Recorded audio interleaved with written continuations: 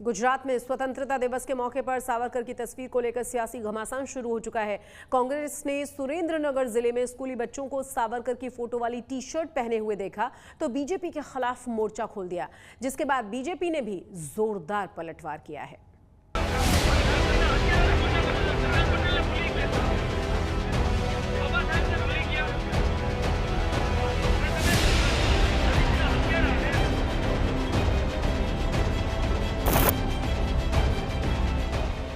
इन तस्वीरों से गुजरात में नया सियासी संग्राम शुरू हो गया है।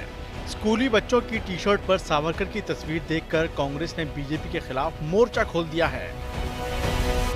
तिरंगा हमारा स्वाभिमान है, पर उसी तिरंगे के बहाने भारतीय जनता पार्टी स्कूल के बच्चों के हाथ में एक हाथ में तिरंगा पकड़ाती है और जो टी शर्ट है जिसमें सावरकर की फोटो है, वो एक ऑर्गेनाइजेशन है संघ की जो खुद गेरुआ रंग का स्कूल के बच्चों के ड्रेस के ऊपर एक टी शर्ट पहनाती है जिसमें सावरकर की फोटो।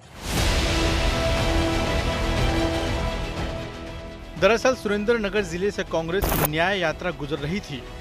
न्याय यात्रा में शामिल कांग्रेस नेताओं की नजर गेरुआ रंग की टी शर्ट पहने इन बच्चों पर पड़ गई।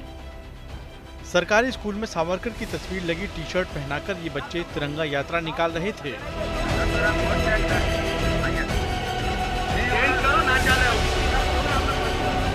इस पर सियासी बवाल होना ही था तो हुआ भी।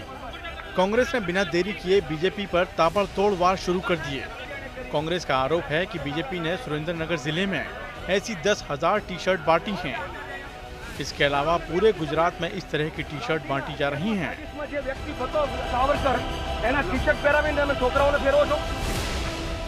कांग्रेस पूछ रही है कि महात्मा गांधी और सरदार वल्लभ भाई पटेल जैसे महापुरुष गुजरात से हैं। उसी गुजरात में स्कूली बच्चों को सावरकर की फोटो लगी टी शर्ट क्यों पहनाई गई है? मुझे ये समझ में नहीं आता है कि महात्मा गांधी गुजरात से, सरदार पटेल गुजरात से, और गुजरात के स्कूलों के बच्चों के टी शर्ट है वो सरदार और गांधी की तस्वीर गायब क्यों है? मैं समझ सकता हूं कि आपको नेहरू से बहुत बड़ा दिक्कत है, क्योंकि नेहरू की सोच जब तक जिंदा है, आपकी संघी सोच है वो पनप नहीं पाएगी। इसीलिए आपको प्रॉब्लम है नेहरू से। पर गांधी और सरदार से क्या प्रॉब्लम है, क्या दिक्कत है? गांधी की हत्या में मैं ये दावा करके, कि मेरा अपना कहना नहीं है, गांधी की और ये ऑर्गेनाइजेशन है जो ये स्कूल के बच्चों को ये टी शर्ट पहना रही है। कांग्रेस के हमले के बाद बीजेपी ने भी जोरदार पलटवार किया, सावरकर का गुणगान किया और कांग्रेस की मानसिकता पर भी सवाल उठाया। आज दुर्भाग्यपूर्ण कांग्रेस ने स्कूल के बच्चों के साथ ऐसा वीडियो बना के देश की आजादी में वीर सावरकर जी हो, सुभाष चंद्र बोस हो, ऐसा अनेक महानुभावों ने जो उसकी शहादत दिया है उसका अपमान किया है। वीर सावरकर जी ऐसा नेता था जिसकी लाइफ में 2 बार कारावास की सजा अंडमान निकोबार टापू में उसने काटी थी। उसका जीवन चरित्र ऐसा था कि उसके जीवन का विचारों से अनेक क्रांतिवीरों को नई प्रेरणा मिलती थी। स्वतंत्रता दिवस के मौके पर वीर सावरकर की तस्वीर को लेकर शुरू हुआ ये विवाद फिलहाल थमने वाला नहीं है। अब कांग्रेस पार्टी गुजरात में न्याय यात्रा के दौरान इसे मुद्दा बनाएगी, जिसके बाद वार पलटवार का दौर और तेज होगा। सुरेंद्रनगर से ब्रजेश दोषी के साथ आज तक ब्यूरो। जश्न आजादी के इस मौके पर कोई खलल न पड़े, इसके लिए शहर शहर सुरक्षा व्यवस्था चाक चौबंद की गई है। राजकोट में भी पुलिस टीमें जगह जगह चेकिंग अभियान चला रही हैं और संदिग्ध गतिविधियों पर पैनी नजर रखी जा रही है, ताकि लोग बेखौफ होकर जश्न आजादी का ये पर्व मना पाएं।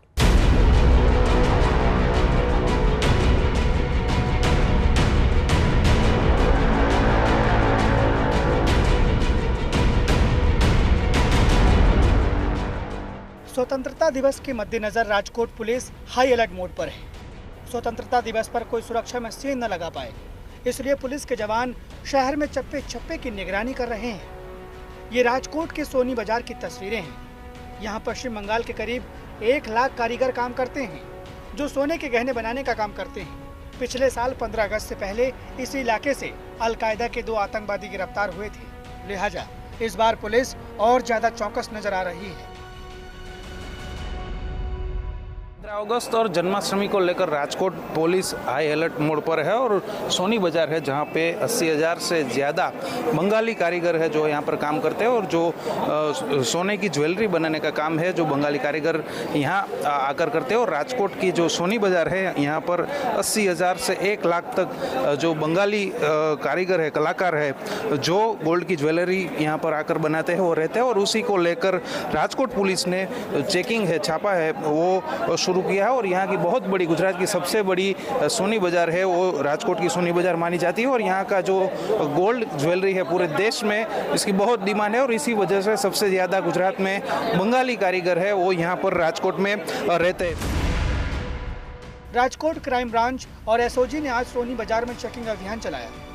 इस दौरान बंगाली कारीगरों से पूछताछ की गई और जिन बंगाली कारीगरों का पुलिस स्टेशन में रजिस्ट्रेशन नहीं है उनके मालिकों के खिलाफ एफआईआर दर्ज की गई है। जिनमें जिन व्यापारी के पास जो ये कारीगर है उनका रजिस्ट्रेशन नहीं करवाया गया उन पर ये जाहिरनामा भंग का केस किया जाएगा। अभी तक हमने 100 से भी ज़्यादा केस कर दिए। राजकोट की सोनी बाज़ार बहुत पूरे भारत में प्रसिद्ध है। यहाँ पर बंगाल से एटलीस्ट 90,000 से ज़्यादा कारीगर काम कर रहे होंगे।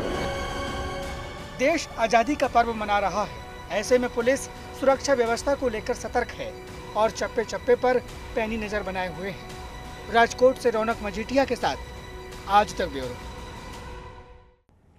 देश में रक्षाबंधन के त्योहार की तैयारियां चल रही हैं। पाकिस्तान से जुड़ी और अहमदाबाद की रहने वाली कमर शेख भी खास तैयारियों में जुटी हुई हैं। दरअसल वो देश के प्रधानमंत्री नरेंद्र मोदी की कलाई पर अपनी राखी को सजाएंगे।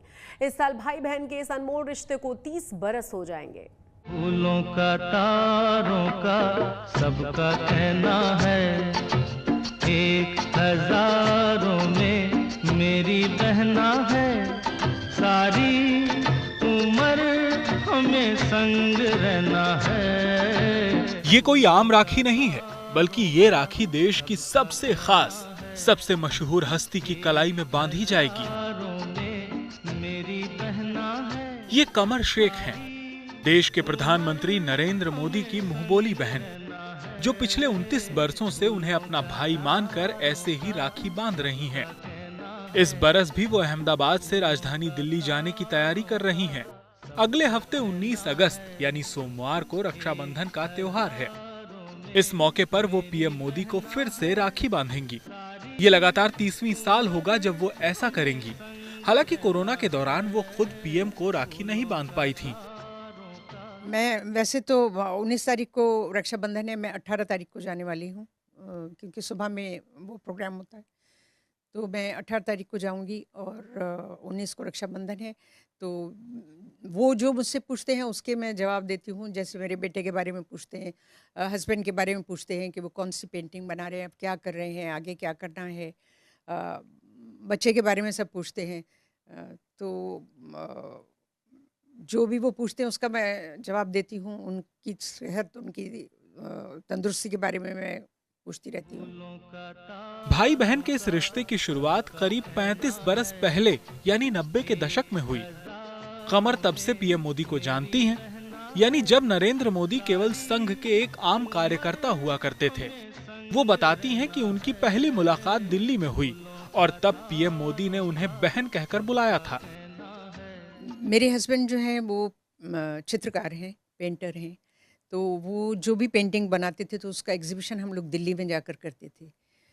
दिल्ली में ही तकरीबन 35-38 साल हुए होंगे। इतने साल पहले उनसे मुलाकात हुई थी और पहली बार जब उनसे मैं मिली थी तो उन्होंने मुझे पूछा था कैसी है बहन।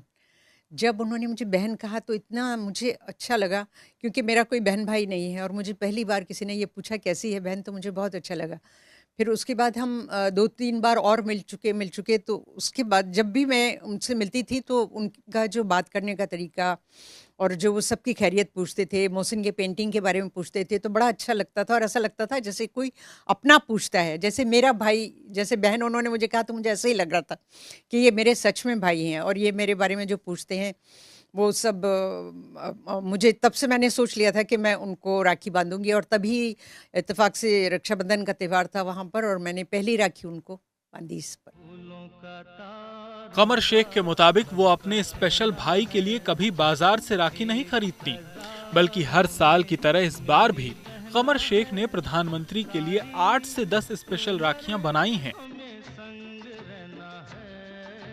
ये राखी मैं हमेशा खुद तैयार करती हूँ, क्योंकि इसमें जो प्रेम होता है, इसका एक एक जो मोती है, एक एक चीज़ें जो मैं इसमें लगाई हैं, देखिए आप देख सकते हैं, ये इसमें मैंने पर्ल लगाए हैं और ये बीट्स लगाए हैं, मोती लगाए हैं, टिकी लगाई है और जरदोजी वर्क इसके ऊपर ये लगाया है। तो मुझे जो है हर बार मैं कम से कम 10-15 राखी तो बनाती हूँ। जो उसमें मुझे सबसे अच्छी लगती है वो राखी मैं उनके लिए लेकर जाती हूँ, और उस मेरे हाथ की बनाई हुई राखी को स्पेशल पर्सन मेरे भाई मोदी जी के हाथ पर जब मैं बांधती हूँ तो मैं चाहती हूँ कि वो राखी भी स्पेशल होनी चाहिए। कमर का जन्म पाकिस्तान के कराची शहर में हुआ था। फिर साल 1981 में उनकी शादी मोहसिन शेख से हुई। तब से वो भारत में आकर बस गईं। कमर शेख बताती हैं कि पीएम मोदी आज जहां पहुंचे वो उनकी कड़ी मेहनत का नतीजा है, लेकिन खुद कमर ने भी उनके लिए काफी दुआएं की थी। कमर का कहना है कि उन्होंने शुरुआत में नरेंद्र मोदी के सीएम बनने की दुआ की थी और इसके बारे में तब उन्हें भी बताया था। मैं कहती थी उनको कि भैया मैं आपके लिए दुआ करती हूँ कि आप गुजरात के सीएम बने, तो वो हंसते थे, ऐसे कहते थे कि नहीं नहीं, मेरा ये काम ही अच्छा है, मैं यही करूँगा। फिर इत्तेफाक की बात है, इलेक्शन हुए और वो सीएम बने। तब मैं पहली राखी जब उनको बांधने के लिए गई तो मैंने उनसे बाकायदा यही कहा, मैंने कहा भैया मेरी दुआ कबूल हो। बड़ी खुश थी उस दिन में कि मैं उनसे जाकर ये कहूँगी कि मेरी दुआ कबूल हो गई, आप सीएम बन गए। तो वो भी बहुत हंस रहे थे। मैंने कहा, पूछने लगे कि अब क्या दुआ मांगेगी, मैं सीएम बन गया तो मैंने कहा अब मैं आपके लिए दुआ करती हूँ कि आप हिंदुस्तान के पीएम बने। फिर वो ज़ोर से हंसे, बोले हाँ, ऐसे बोला तेरी सारी दुआएं कबूल हो जाएंगी। मैंने कहा जी भैया मेरी होगी। फिर जितनी बार वहाँ रहे मैं उतनी बार जाकर उनको राखी बांधती थी और हर वक्त दुआ भी करती थी मैं उनके लिए कि वो पीएम बने, और अल्लाह ने शायद मेरी दुआ थोड़ी सी कबूल की और पीएम भी बने वो। फिर उसके बाद मैं जब राखी बांधने के लिए गई तब मैंने उनसे बोले अब क्या दुआ करेगी, मैंने कहा अब मैं ये कहूँगी कि आप पूरे वर्ल्ड पर राज करें। तो आप देख ही सकते हैं कि पूरे वर्ल्ड पर उन्होंने राज किया है और कर रहे हैं। फिलहाल प्रधानमंत्री नरेंद्र मोदी की बहन कमर शेख ने अहमदाबाद से दिल्ली जाने के लिए टिकट पहले से ही कटवा लिया है।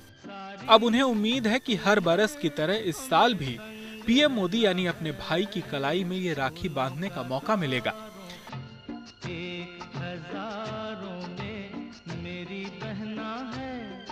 बांग्लादेश में अल्पसंख्यकों पर अत्याचार को लेकर अहमदाबाद में संत सम्मेलन का आयोजन किया गया। इस संत सम्मेलन में अखिल भारतीय संत समिति, हिंदू धर्म आचार्य सभा और सनातन धर्म संरक्षण समिति संत शामिल हुए हैं।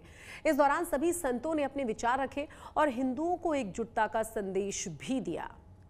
धर्म की रक्षा करके क्या करेंगे? मठ किसके लिए है, मंदिर किसके लिए हैं, आश्रम किसके लिए हैं, धर्म किसके लिए है? धर्म पालन के लिए है। धर्म तो धर्मी में रहता है ना, हिंदू में ही हिंदुत्व होगा ना। ये तो जब धर्म धर्मी में रहता है तो जब हमारी संख्या ही नहीं रहेगी, तो जब हम बहुत संख्या वाले थे तब भी विधर्मियों ने आक्रमण करके सैकड़ों वर्ष तक हमारे ऊपर शासन किया। अंग्रेजों का शासन तो अभी अभी की बात है, 75 साल पहले तक वो रहे हमारे देश में। इन सब परिस्थितियों पर विचार करके सभी हिंदू संगठनों को एक होना चाहिए। બાંગ્લાદેશમાં સત્તા પલટ થયા પછી એક નવું ચિત્ર બહાર આવ્યું છે। એ ત્યાંની પ્રજાનો નિર્ણય છે કે એ લોકોએ કઈ સત્તા રાખવી, કોનું શાસન કરવું। પણ સત્તાનો તખ્તો બદલાયા પછી જે લઘુમતીઓની ક્રૂર રીતે હિંસા થઈ રહી છે, અને સ્વાભાવિક છે કે લઘુમતીમાં સૌથી વધુ સંખ્યામાં હિન્દુઓ ત્યાં રહેલા છે, એ હિન્દુઓ પર જે અમાનવી અત્યાચાર થઈ રહ્યા છે। आज तक गुजरात के स्पेशल बुलेटिन में आज के लिए बस इतना ही, लेकिन देश और दुनिया की तमाम बड़ी और अहम खबरों के लिए आप देखते रहिए आज तक।